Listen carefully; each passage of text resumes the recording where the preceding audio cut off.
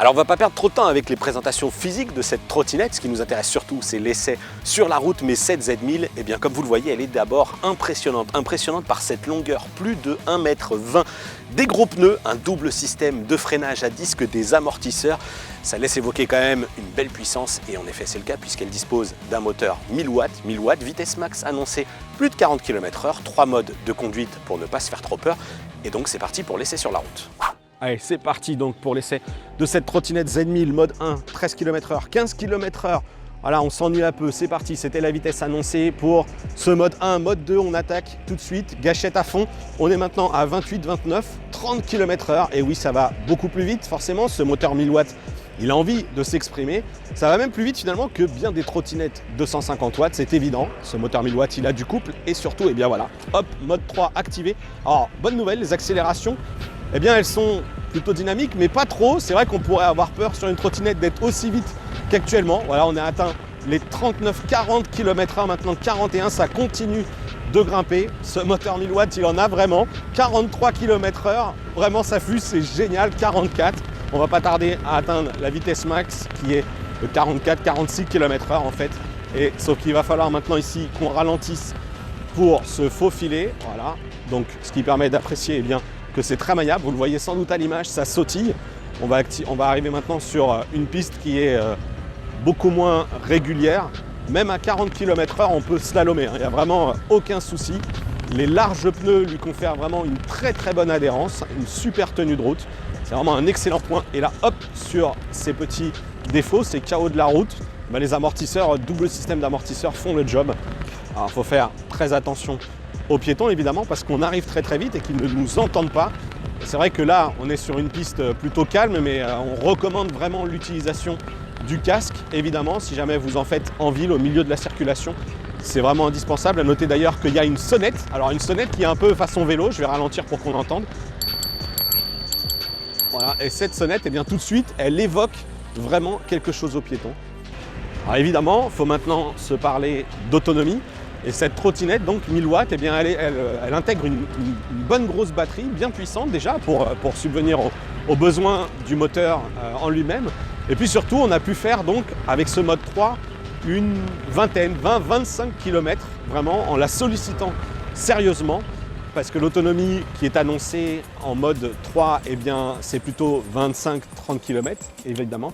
On sera bien au-delà avec un mode 1 qui ira même jusqu'à 70 km. On n'a pas essayé de faire 70 km en mode 1, on l'a surtout sollicité en mode 3. Mais quand même, avoir autant d'autonomie avec une telle puissance, c'est plutôt positif, évidemment. Le problème, eh bien, c'est que comme toutes les trottinettes électriques, même les vélos, même les voitures, eh bien, la Z1000, dès qu'elle va arriver à moitié de son niveau de batterie, eh bien, sa puissance va baisser. Et donc là, il va être un petit peu plus compliqué. On n'atteindra plus les 40 km/h, on sera plutôt aux alentours des 30. Il faudra juste modérer un petit peu l'allure si on souhaite eh bien, optimiser son autonomie. Il n'y a pas de miracle. Voilà. Donc à partir de mi-batterie, elle va commencer à perdre aussi en vitesse maximum. Allez, on va même se faire un petit peu de hors-chemin pour voir ce que ça donne. Voilà, allez, hop, hop, petit parcours qui est normalement plutôt réservé au VTT. Regardez, c'est quand même pas mal, hein. C'est quand même pas mal du tout. C'est vrai que ça secoue, mais voilà. Là, on entend bien que les amortisseurs sont sollicités et il n'y a aucun souci. Voilà. Alors, c'est vrai qu'on n'aura pas idée eh bien, de rouler avec une trottinette sur ce type de chemin. Néanmoins, eh bien, je le tente et vraiment, ça tire. Oh là là, ça remue, mais alors, on se sent absolument pas partir.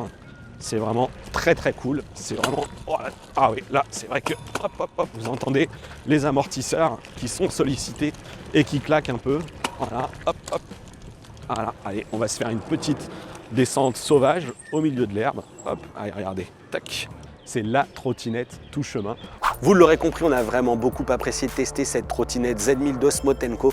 Néanmoins, eh bien, elle a tout de même des défauts, à commencer par quelque chose qui peut surprendre ou en tout cas déstabiliser au premier abord. Eh bien, c'est son système d'accélérateur, cette gâchette qui est positionnée juste au-dessus des leviers de frein et pour lesquels eh bien, il faut un petit peu prendre ses marques parce que c'est pas très naturel. Et puis surtout, on a une sensibilité qui n'est selon nous pas aussi précise qu'avec les systèmes de gâchette actionnables par le pouce.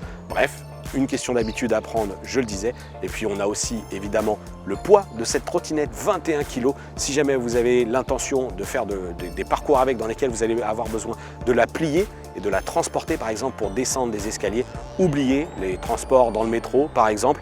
Une fois qu'elle est repliée, même si la procédure est assez classique, on commence par faire tomber les poignées puis rabattre le guidon. 21 kg, c'est juste pas possible à porter à bout de bras, c'est beaucoup trop fatigant. Enfin, on va terminer par son prix, 1 390 €. On vous laissera vous faire une idée. Ce qui est sûr, c'est que c'est un prix qui est élevé, pas donné, c'est sûr. Néanmoins, eh bien, c'est le prix à payer pour ces modèles qui sont très puissants. On a testé par exemple l'Ituo Booster S qui était un produit équipé d'un moteur de plus de 500 watts et là on était déjà à plus de 1 000 €. Donc finalement 1 390 € pour un produit aussi puissant, bien conçu et aussi polyvalent, eh bien c'est peut-être pas aussi délirant que ça.